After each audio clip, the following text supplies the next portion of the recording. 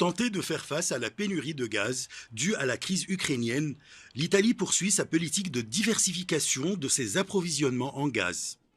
Dans ce cadre, le Premier ministre italien Mario Draghi a effectué les 18 et 19 juillet une visite officielle à Alger, où il a été reçu par le président algérien Abdelmadjid Tebboune. Les deux responsables ont coprésidé le 4e sommet algéro-italien. De nombreux accords ont été scellés notamment pour accroître la fourniture de gaz algérien à Rome. À cause de la guerre en Ukraine, il y a eu une baisse d'approvisionnement en gaz surtout du côté russe, ce qui porte un coup sérieux pour les besoins de l'Italie. Donc l'Italie, pour pouvoir compenser ce déficit en matière de gaz, donc elle s'est repliée sur l'Algérie, avec laquelle elle a de contrats importants en matière d'hydrocarbures. Les deux dirigeants ont annoncé la signature d'un important accord d'un montant de 4 milliards de dollars entre les groupes algériens Sonatrach, italiens Eni, américains Occidental et français Total.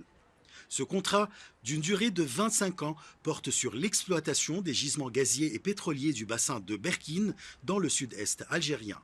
Récemment, quand même, il y a eu de nouvelles découvertes. Et ces nouvelles découvertes pour leur exploitation, ça exige un peu d'argent, premièrement, et secondo, un certain savoir-faire. C'est un savoir-faire que peut-être nous ne possédons pas. C'est bien que ces nouvelles découvertes soient exploitées avec des partenaires qui sont connus, qui sont crédibles, qui sont identifiés comme l'Italie. Pourquoi pas? Au contraire, ça va encore nous aider, nous, l'Algérie, à développer le secteur des hydrocarbures.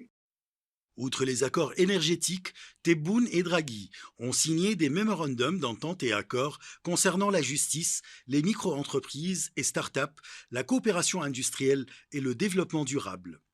Les deux dirigeants ont également discuté des moyens de résoudre les problèmes régionaux.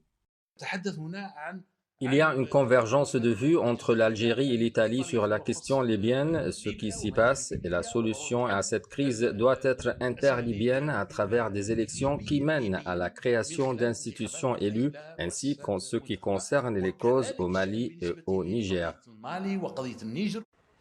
À la veille de la visite de M. Draghi à Alger, une source gouvernementale algérienne avait indiqué que dans les prochains jours, quelques 4 milliards de mètres cubes de gaz supplémentaires seront exportés vers l'Italie, précisant que depuis début 2022, l'Algérie a fourni à l'Italie 13,9 milliards de mètres cubes, dépassant de 113% les volumes prévus initialement.